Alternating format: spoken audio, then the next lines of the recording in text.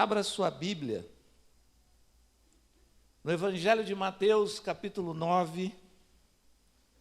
Evangelho de Mateus, capítulo 9, versículo 9. Palavra de Deus para as nossas vidas diz assim: partindo Jesus dali, viu um homem chamado Mateus sentado na coletoria e disse-lhe: segue-me.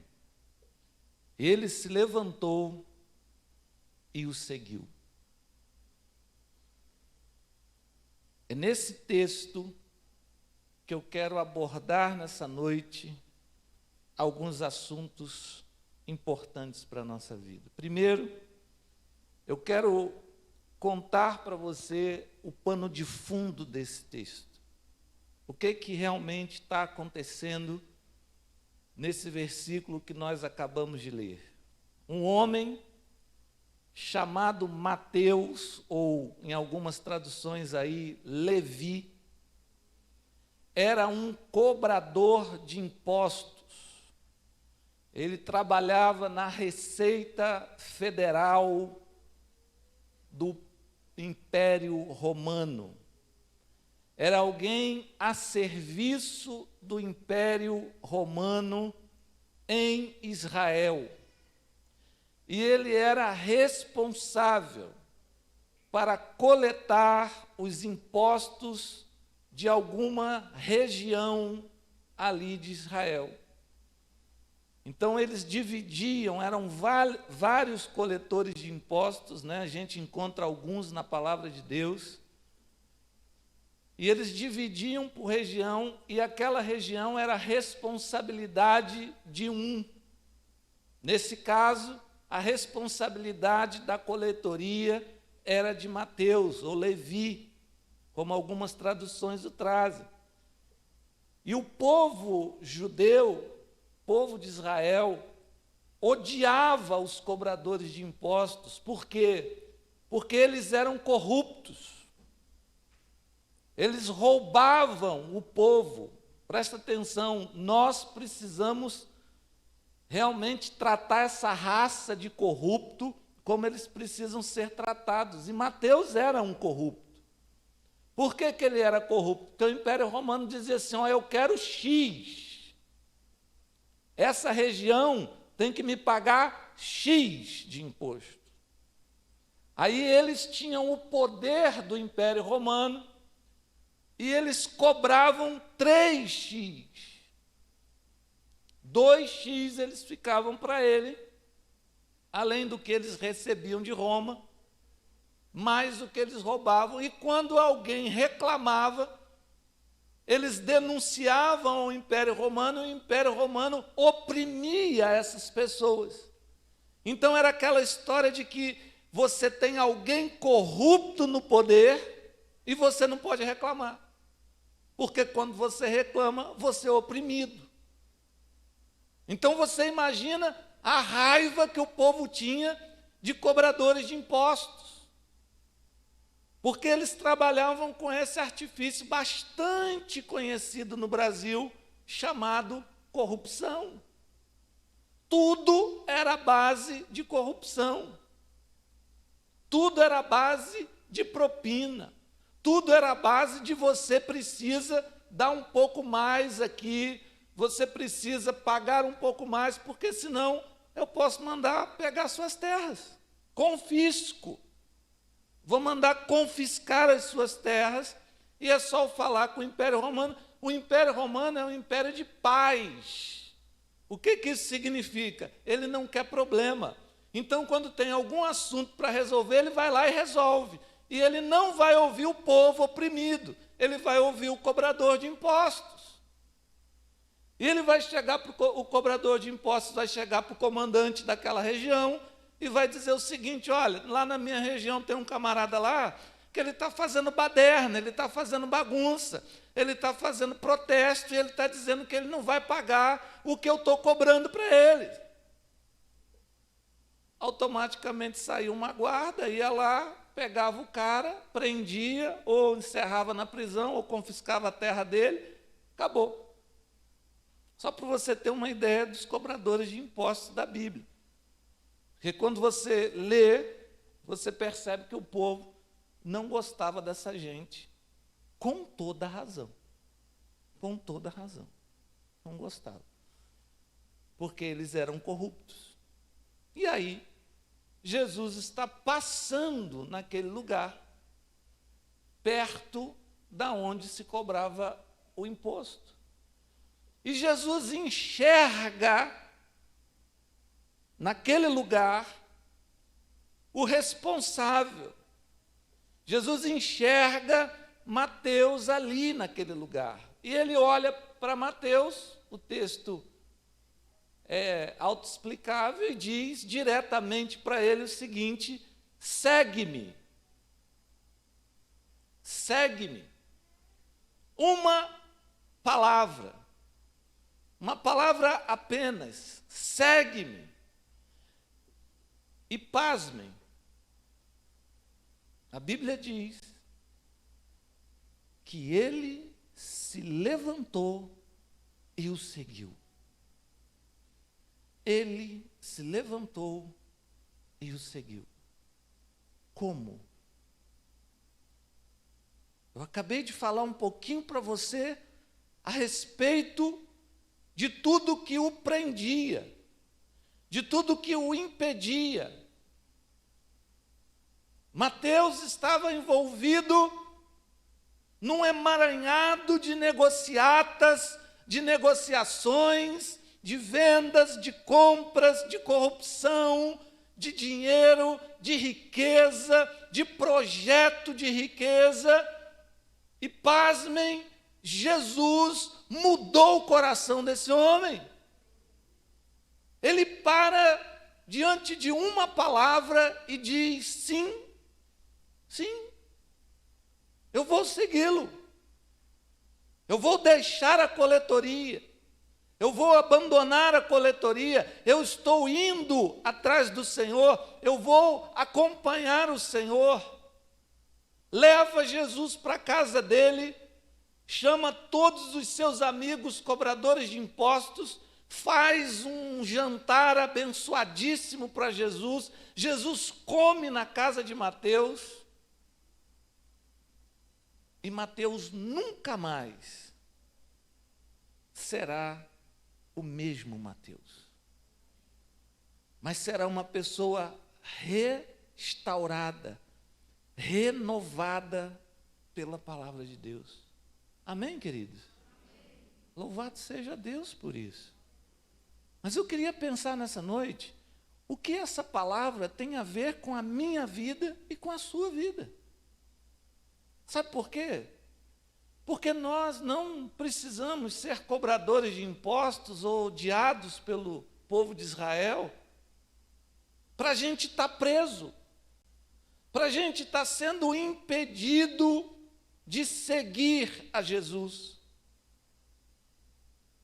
Nós estamos ali, nesse lugar de Mateus, e essa palavra traz uma ideia muito clara a respeito disso, porque muitas vezes a gente não percebe, mas existem situações na vida da gente, ou pode haver situações na sua vida, que está prendendo você e impedindo você de seguir em frente, que pode estar travando você. A pergunta que nós precisamos fazer nessa noite é: o que me impede de seguir a Jesus? Você já fez essa pergunta? O que impede você de seguir a Jesus? O que impede você de se levantar? O que tem prendido você atrás, de repente, de algo que impede você de se levantar? Quantas pessoas estão presas atrás de uma coletoria? Lembrando, a coletoria, ela é um lugar aonde ela exige das pessoas. É o tributo. É um lugar que você entra para pagar. E a gente pode, nessa noite, muito bem, traduzir a coletoria para algo, por exemplo, que está nos tirando aquilo que não deveria nos tirar. Porque talvez tenha acontecido algo aí na tua vida, ou está em curso algo acontecendo na tua vida, que está tirando de você algo que não deveria ser tirado. Por exemplo, você pode estar perdendo a tua paz. Eu não quero perder minha paz. Você quer perder a tua paz? Mas a coletoria pode estar cobrando de você a tua paz. Pode estar tentando tirar de você algo que não pertence a ela. E muitas vezes nós estamos presos nessas coletorias. Você quer ver um outro exemplo que pode estar te tirando algo que não deveria estar te tirando? O pecado. Você já parou para pensar no pecado? Vamos pensar no pecado da seguinte forma, para ficar bem mais claro. O pecado é um mecanismo que te afasta de Deus. Pronto. Quer entender pecado? Vamos entender dessa forma. O pecado, ele é um mecanismo que vai te afastar de Deus. Por exemplo, você é fofoqueiro. Isso vai te afastar de Deus. Você é maledicente. Sabe aquela língua que só fala desgraça? Que só deseja desgraça para a vida dos outros? Cara, isso vai te afastar de Deus. Você é o tipo de pessoa que cria contenda entre irmãos, na igreja, no trabalho, em casa. Isso vai te afastar de Deus, cara. Porque, como diz a palavra de Deus, há algumas coisas que o Senhor odeia, mas tem uma coisa que o Senhor abomina. É quando existe esse tipo de comportamento das pessoas.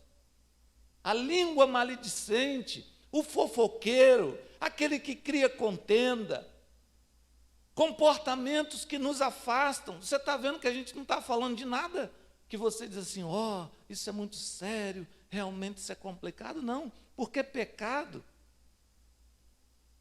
aliás, uma das armadilhas do diabo é que o pecado não seja grande,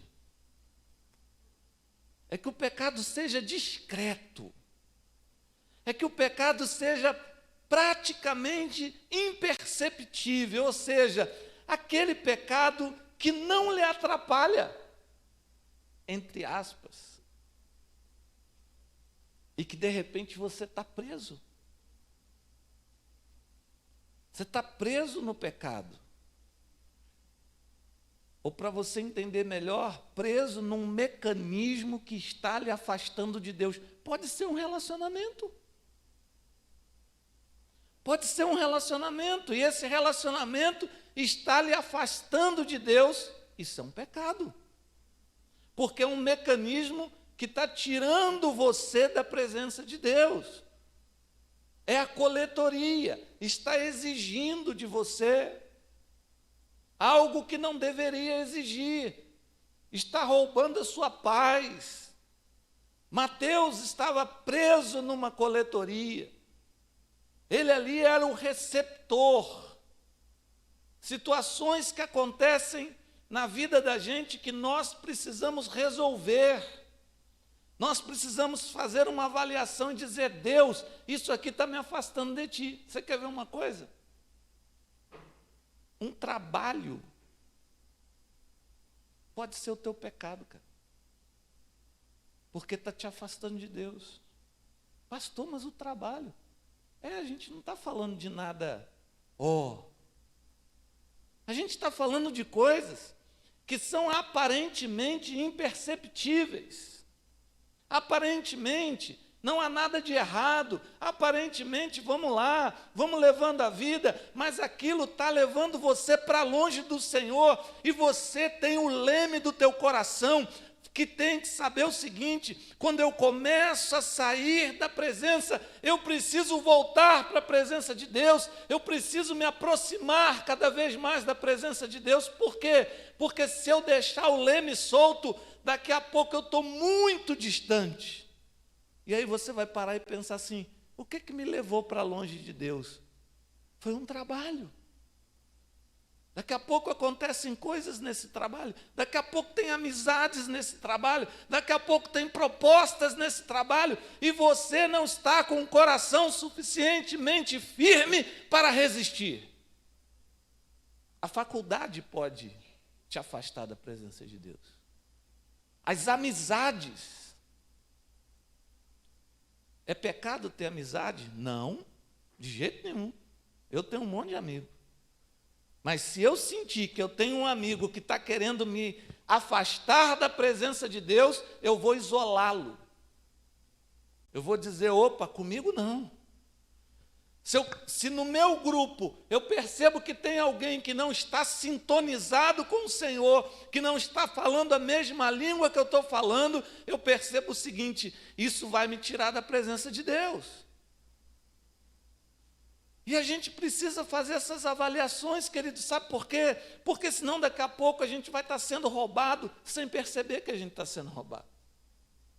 A gente vai estar perdendo sem precisar ter perdido. A gente vai estar pagando sem precisar ter pago. Essa é a coletoria da vida. O conhecimento. Nós precisamos, claro, de educação, nós precisamos estudar. Amém, concordo com isso. É pecado estudar? Claro que não. É um crime não estudar. É pecado fazer uma faculdade? De jeito nenhum, faça 10. Contanto que nenhuma te afaste da presença de Deus. Contanto que nenhuma te leve para longe da presença de Deus. Porque o pecado é o mecanismo que te afasta de Deus. Então, pode ser tudo. Pode ser a tua pobreza. Pessoas que constantemente dizem: eu não tenho nada, eu não posso nada, eu não consigo nada, eu sou um pobre coitado. Isso pode te afastar da presença de Deus. Os teus bens e a tua riqueza pode te afastar da presença de Deus. Eu tenho tudo. Eu não tenho mais necessidade de nada, eu não preciso mais de nada. Lembra o jovem que Jesus interpela e diz para ele: você é capaz de vender tudo que você tem, dividir entre os pobres e me seguir? E diz que ele se entristeceu. Sabe por quê? Porque os bens e a riqueza estavam afastando ele da presença de Deus. Quem é responsável pelo leme do teu coração? É você. Sou eu, nós somos responsáveis. Ministério, poder, fama. Fama. Idolatria pessoal. Coisas que você vai interiorizando e aquilo vai crescendo no seu coração, e daqui a pouco você vai deixando as coisas de Deus, daqui a pouco você não congrega mais, daqui a pouco você não frequenta mais culto, daqui a pouco você não frequenta mais uma escola dominical, você não lê mais a Bíblia, você não ora, você não busca a Deus. Pecado. Por quê? Porque está te afastando. Está levando você para longe. E quer saber de uma coisa? Satanás, ele não está interessado em dar uma guinada na sua vida. Não está. Sabe o que o diabo quer fazer? Ele quer mudar o curso de grau em grau. Assim, ó. Devagarinho. Devagarinho. Sabe? Aí você está indo, daqui a pouco você começa, sair. Aí daqui a pouco você fala: mas foi tão pouquinho. Vai. E ele vai mudando o curso bem devagar, para quando você olhar, cadê o Senhor? cadê minha igreja, cadê as pessoas que realmente se importam comigo, cadê minha família, cadê minha esposa, cadê meus filhos? Perdi todos. Sabe por quê? Porque a gente não parou e não avaliou o quanto nós estávamos perdendo. Você quer ver uma coisa que pode te afastar da presença de Deus? O espírito crítico. Cuidado. Nós somos abençoados porque nós podemos questionar tudo. Mas o inimigo usa isso e entra com um espírito crítico. Daqui a pouco você está criticando tudo. Tudo. Em casa, a esposa, a comida, é muito sal, é pouca pimenta, é muita farinha, é pouca farinha, é o filho, é o dinheiro, é o trabalho, é o patrão, é que nada funciona, que nada presta, é na igreja, é muito branca, tem parede preta, tem um chão não sei o quê. É assim. Começa assim. Aquele irmão não fala isso, aquele irmão não fala aquilo, aquela irmã fala assim, aquele irmão é desse jeito. Cuidado! Porque Satanás está só mudando o curso. E você está se deixando levar. Se deixando levar. Preso a uma coletoria. Que está te roubando momentos especiais, te roubando coisas especiais, te roubando pessoas especiais. E você está deixando. Sabe por quê? Porque você não teve coragem de parar, você não teve coragem de se levantar, o pecado te colocou de joelho, não deixa mais você se levantar, não deixa mais você se colocar diante de Deus, e nós precisamos olhar para Mateus nessa noite, e pensar o seguinte: sim, Jesus pode me colocar de pé, Ele pode me levantar diante dessa situação, nada vai me afastar da presença de Deus, porque, queridos, é uma decisão. Você percebe isso? Você percebe e já consegue perceber algumas coisas que te colocam de joelhos, que te colocam ali na posição de subserviência? Pode ser qualquer coisa. E a gente tem que ter cuidado. Muito cuidado com isso. Porque pode ser o baba. Mas o baba, pastor? O baba. Olha o que eu já resolvi de treta por causa do baba, meu amigo. Você não tem nem ideia. O baba. Mas eu amo o baba.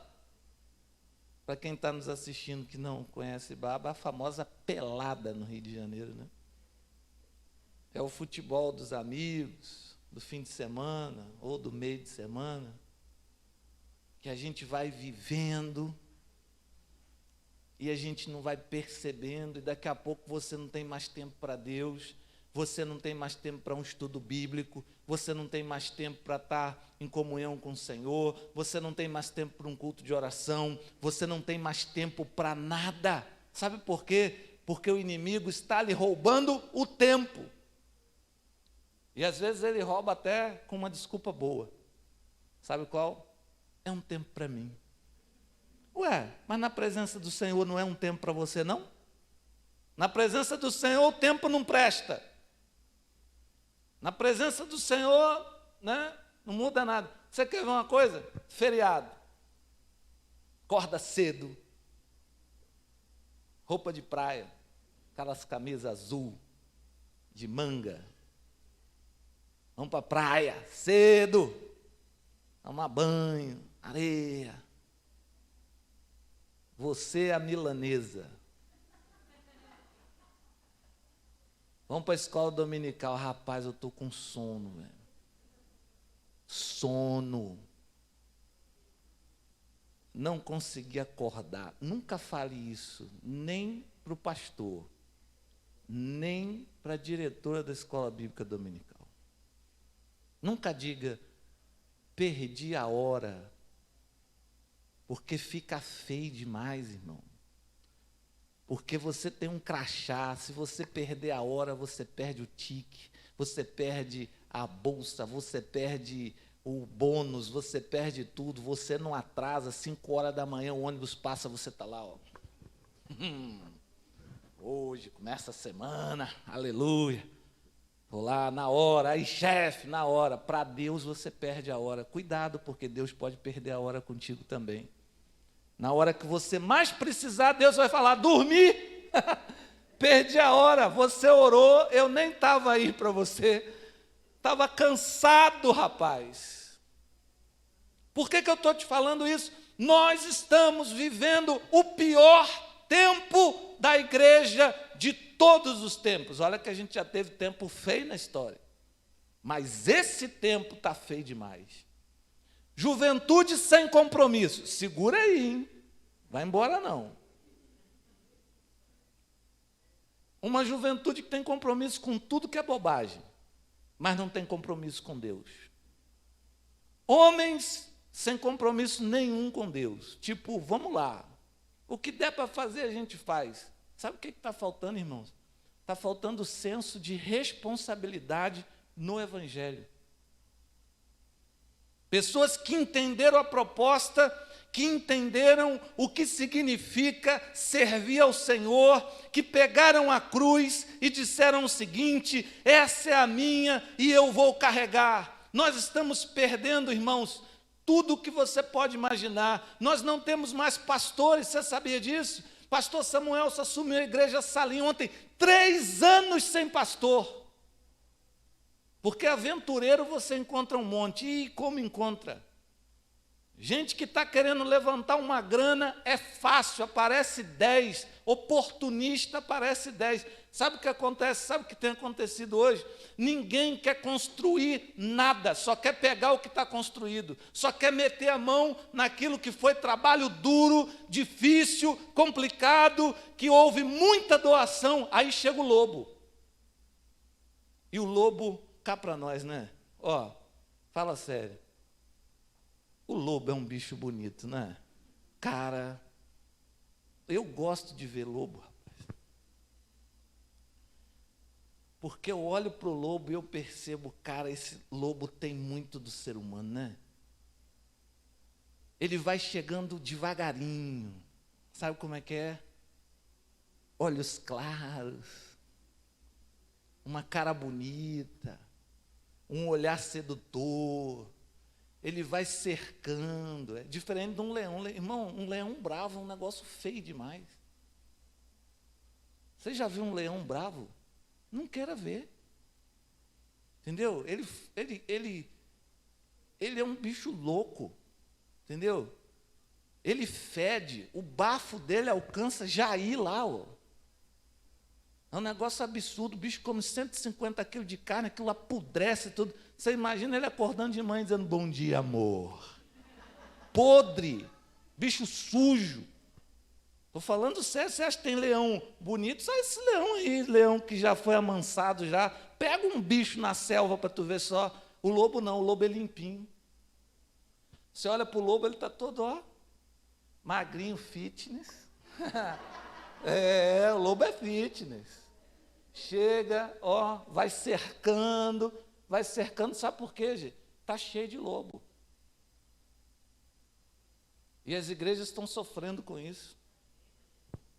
Estão sendo roubadas, estão sendo enganadas por causa dos lobos.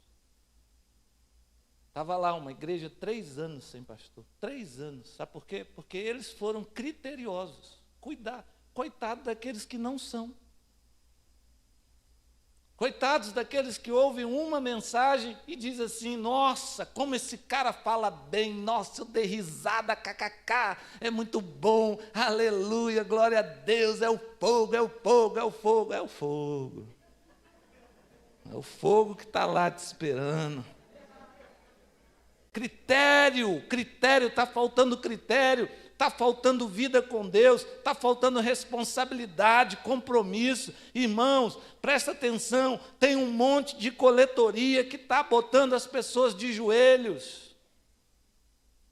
Ninguém mais quer servir a Deus, ninguém mais quer colocar a vida a serviço do Senhor. A gente vê o trampo da galera aí, você vê o pessoal do louvor aqui, o louvor hoje não foi bom, vem para cá ensaiar, vem segunda, vem terça, vem quarta, faz aula de canto igual eles estão fazendo, pagando do próprio bolso, tentando melhorar, se esforçando, se esmerando, lutando para chegar aqui e não desafinar, e quando desafina vai todo mundo para casa triste, o pau come no grupo. Tome!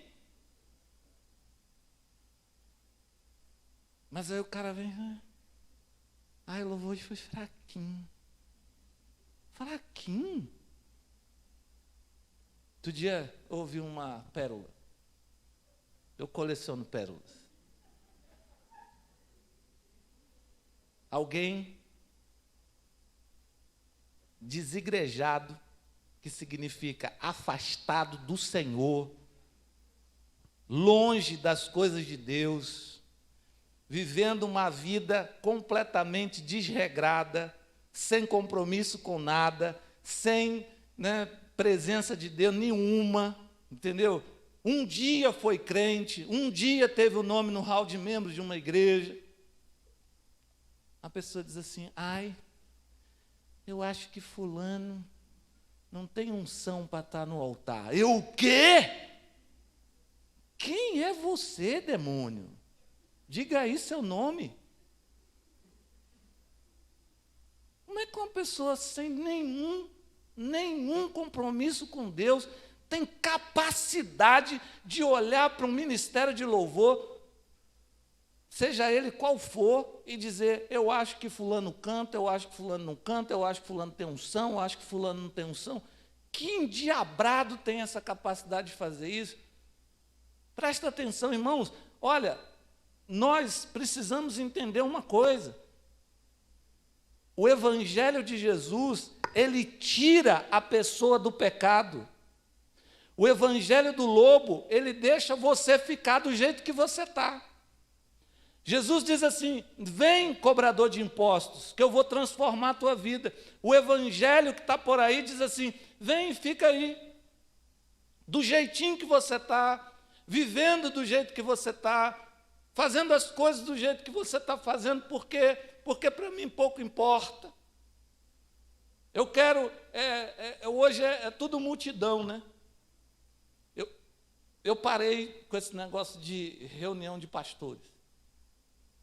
Para dizer a verdade, detesto. Me desculpa, alguns pastores aí, que eu amo profundamente, mas para mim não dá. Tu vai para uma reunião de pastores, chega lá, bom dia, irmão, paz do Senhor, tudo bem, querido? Quantos membros tem a sua igreja? Por quê? Você está querendo roubar? Eu já ligo logo assim, né? Para poder constranger o cidadão. Quantos membros tem lá, pastor, na sua igreja? Por quê? Você está querendo lá pegar algum? Não, é só para saber mesmo. Conversa besta. Sabe por quê? Porque as pessoas estão presas à multidão. Quer saber se a sua igreja está cheia? Quer saber se a sua igreja está lotada? Irmão, de verdade. Sabe o que importa num trabalho evangélico? Qualidade. Quantidade não.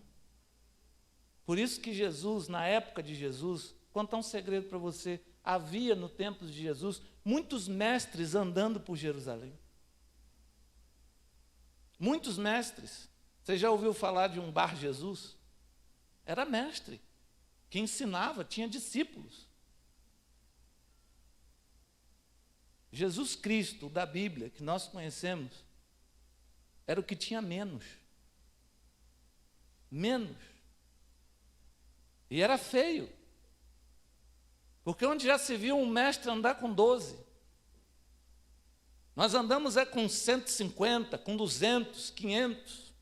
Não podemos nem ser convidados para a festa de tantos discípulos que nós temos.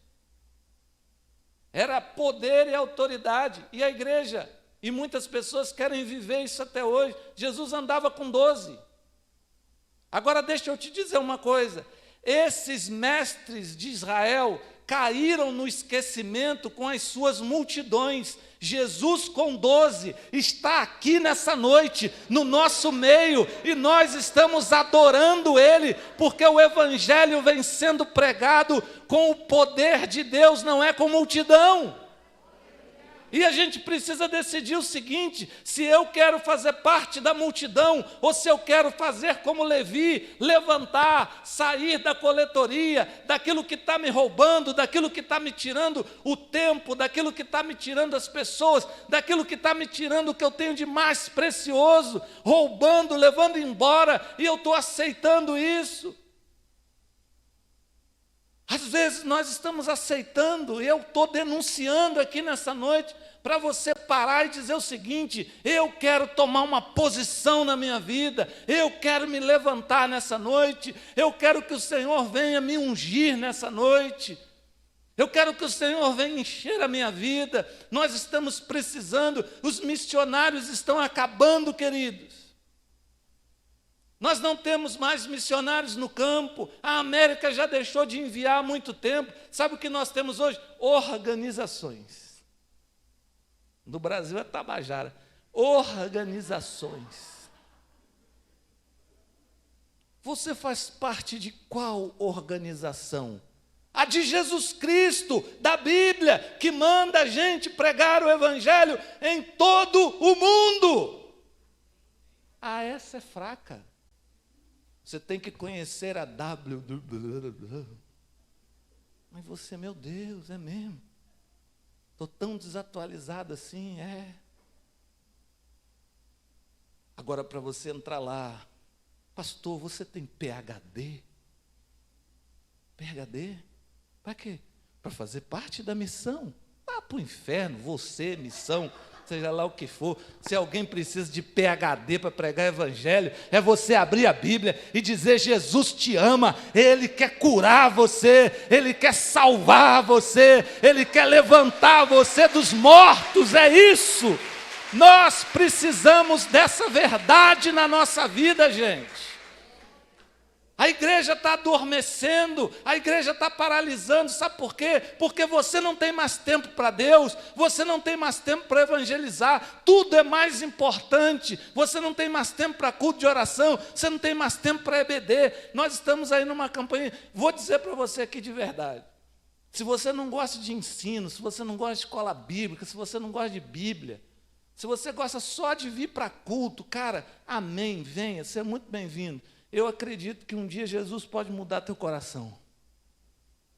Mas seja apenas um congregado na igreja. Quando alguém lhe perguntar, você não diz que é membro, não. Diz assim: eu sou congregado. Vou lá dia de domingo, eu gosto de ouvir a mensagem, me faz bem, é bom.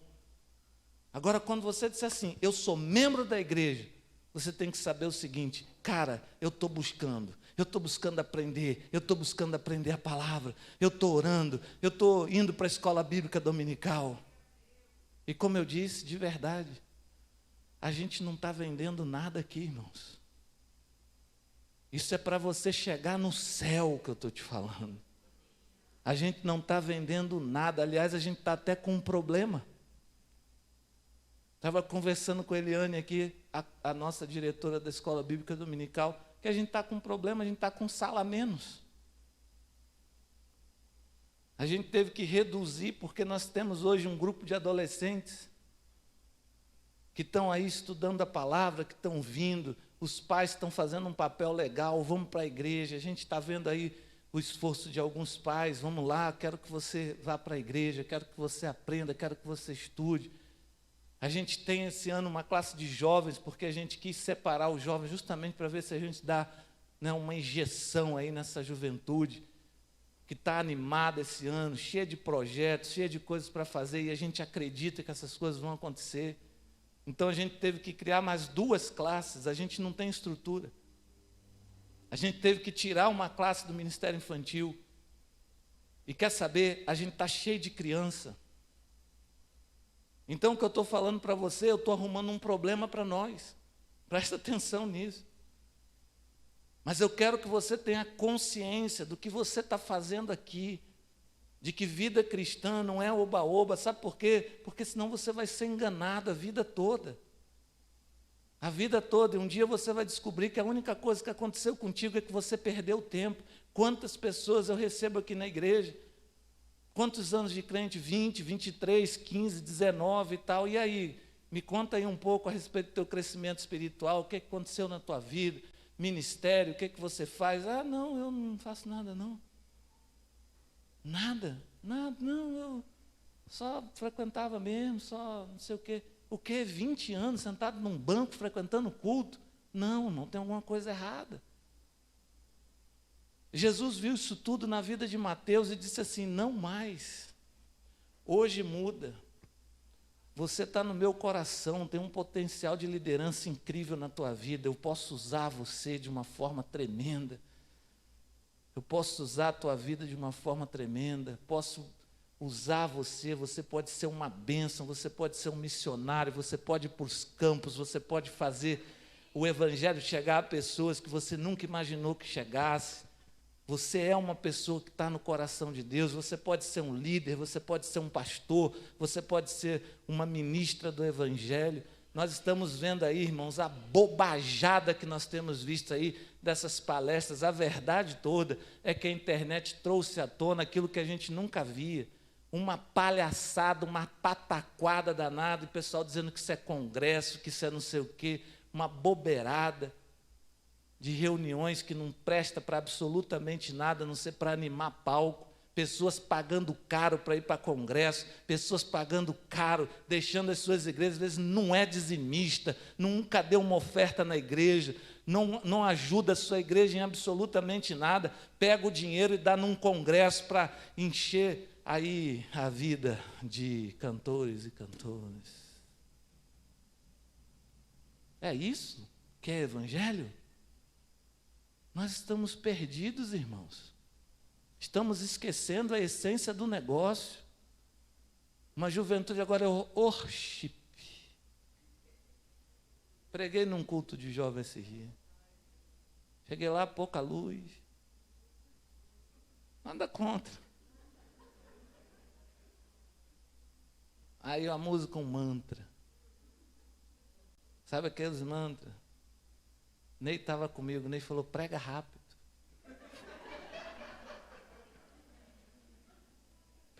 Prega rápido. Aquela pregação de Jonas, entra no meio e sai do outro lado. Todo mundo assim. Eu falei, estou no lugar errado. Estou no lugar errado. Eu? Ou estão querendo me corromper? Porque se eu gostar disso, eu estou frito. Imagina a Vita, Chael, Vita, agora todo mundo. Não. É só isso. O cara pagar, nada contra. Se quer investir em alguma coisa, investe em coisa séria para a tua vida. Às vezes tem um evento na tua igreja, cara, você não vai. Vou não. De graça. Está lá, ó, só chegar, entrar, lugar agradável, sentar, ser ministrado, ouvir uma palavra, ninguém vai enfiar a faca na sua garganta, nada, tranquilão. Só edificação, só transformação, só mudança de vida. Você está preso na coletoria dos congressos, porque eu não sei o que acontece, preste atenção aqui, ó. Cobrou, parece que é mais caro, né? Parece que é melhor. É isso mesmo? Parece que tem mais valor. Está errado isso, irmãos. Eu já vivi muito nesse ambiente. Muito. Aliás, cresci nesse ambiente. E uma coisa que poucas pessoas sabem é o seguinte, e que eu vou dizer para você aqui. Muitas vezes se cobra para limitar pessoas. Sabe para quê? Para você que não tem dinheiro, não vem aqui. Porque nós temos um cantor tal, nós temos um pregador tal, ele é muito caro, E se você vier, você vai tomar o lugar dos outros, a gente vai encher muito esse lugar não vai caber, então nós vamos cobrar 500. Não, 500 é pouco, cobra 1.000. Não, 1.000 é pouco, cobra 1.500, divide em 12 vezes no cartão e vai ter alguém que não tem dinheiro e ainda vai comprar. Para ir, me recuso, cara. Não aguento. Mas é isso que acontece. Então, em nome de Jesus, essa palavra de alerta para você que está se distanciando e não está percebendo, corrige a tua rota. Corrige a tua rota. Crente não vive de passado. Esse negócio de que eu era, acabou. Para Jesus não existe.